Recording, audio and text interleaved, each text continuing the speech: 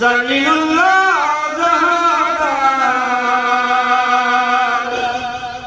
তুহি কাদের জালিলুল্লাহ জাহাদার বহরহালে তুহি মেরা নিগাহদার বহরহালে তুহি মেরা নিগাহদার। ও ভাই ইবাদত কার করতে হবে? একটু চিল্লে বলেন, কার ইবাদত করব? আল্লাহর। আর একটু জোরে বলেন আল্লাহ। ইবাদত একমাত্র কার করতে হবে? আল্লাহ তাআলার ইবাদত করতে হবে। আমরা আল্লাহর গোলাম। গোলাম কার? আল্লাহর গোলাম। আল্লাহর গোলামি এবং দাসত্ব আমাদের করতে হবে, কথা ঠিক কি না? আল্লাহ দুনিয়াতে পাঠিয়েছেন আপনাকে আমাকে আল্লাহর গোলামি করার জন্য, আল্লাহর দাসত্ব করার জন্য, আল্লাহর ইবাদত বন্দি করার জন্য। এইজন্য ভাই আমরা তো আল্লাহর গোলামের গোলাম, মালিকের কাছে বিক্রি হয়ে গেছিল। মালিক এই গোলাম মালিকের কাছে বিক্রি হয়েছে। এই গোলামের একটা কাজ মালিকের পছন্দ নিয়ে নয়। কয়টা কাজ ভাই? একটা কাজ।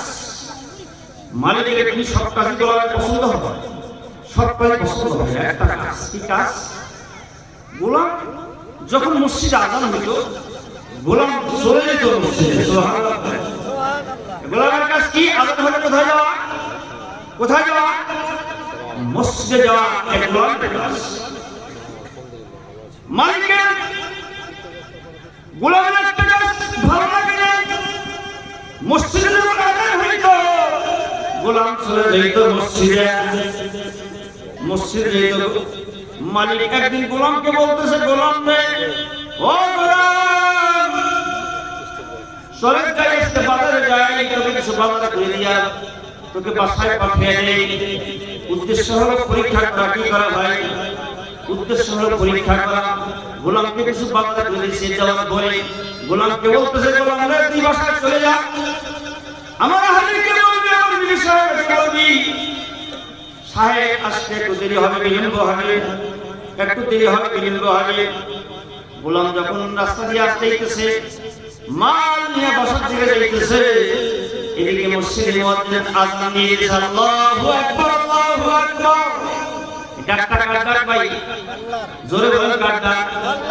আল্লাহ সবার চাইতে বড়। আল্লাহ সবার চাইতে কি ভাই? কথা বলেন না কে? সবার চাইতে বড়। গোলাম যখন আল্লাহর ডাক শুনছে, শোনার সঙ্গে সঙ্গে তো ইমানদারের এক নম্বর বৈশিষ্ট্য হলো, যখন আল্লাহ তাআলার ডাক যখন শুনবে, ওই ইমানদারের কলের মধ্যে জাগাজাগি শুরু করে দিবে। গোলাম স্থির থাকতে পারতেছে না, ঠিক থাকতে পারতেছে না। মালিক তো বাজার করে দিয়া গোলামকে বলতেছে, গোলাম তুই চলে যা। মালিক আবার পিছন দিক থেকে ফলো করেছে, দেখতেছে গোলাম কোথায় যায়, এটা আমি আজকে পরীক্ষা করব। যখন গোলামের কানে যখন আল্লাহ তাআলার ডাক যখন আসছে, আসার সঙ্গে সঙ্গে গোলাম মসজিদের গেটের মাঠ দেখে গোলাম চলে গেছে মসজিদের ভিতরে। চলে গেল। কোথায় গেছে? মসজিদে গেছে। মালিক দেখতেছে সর্বনাশ। গোলাম যখন মাল রাখলো মসজিদের গেটে রাখার সঙ্গে সঙ্গে মালিক দেখতেছে মালগুলো কে যে নিয়ে গেছে। মালিকের মাথা খারাপ, সর্বনাশ, আমি এত টাকার মাল ক্রয় করে দিলাম, সমস্ত মালগুলো তো চুরি নিয়ে যাইতেছে। মালিকের মাথা খারাপ হয়ে গেছে। গোলাম আল্লাহ তাআলার সম্মুখে দাঁড়াইছে। কার সামনে দাঁড়াইছে? গোলাম দাঁড়াইছে আল্লাহ তাআলার সম্মুখে। মালিক মসজিদের গেটে দাঁড়ানো, গোলাম তো আল্লাহ তাআলার সম্মুখে দাঁড়াইছে। একে একে সকলের নামাজ শেষ হয়ে গেছে, কিন্তু গোলামের বাচ্চা গোলামের নামাজ শেষ হয় না। সকলে একে একে বের হয়ে আসতেছে। পরিশেষে গোলাম বের হয়ে আসতেছে। মালিক একটা বকা মারছে, গোলাম রে, এই গোলামের বাচ্চা গোলাম, সকলের নামাজ শেষ হয়ে যায়, তোর নামাজ কেন শেষ হয় না? তুই কেন মসজিদ থেকে বের হস না? গোলাম বলতেছেন, মালিক তুমি আমাকে ক্ষমা করে দাও, তুমি আমাকে মাফ করে দাও। তার কারণ হলো যে মালিক তোমাকে মসজিদে প্রবেশ করতে দেয় না। ওই মালিক আমাদের মসজিদে, যে মালিক তোমাকে মসজিদে প্রবেশ করতে দেয় না, ওই মালিক আমাকে মসজিদ থেকে বের হতে দেয় না। ভাই গোলাম মালিক বলতেছে, মাল তো বাসায় চলে গেছে। সুবহানাল্লাহ।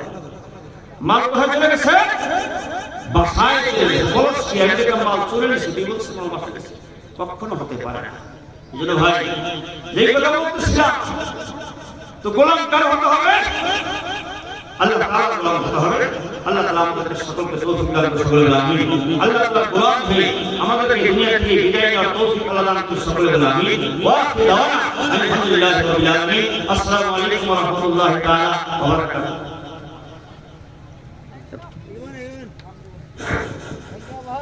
আমরা আমাদের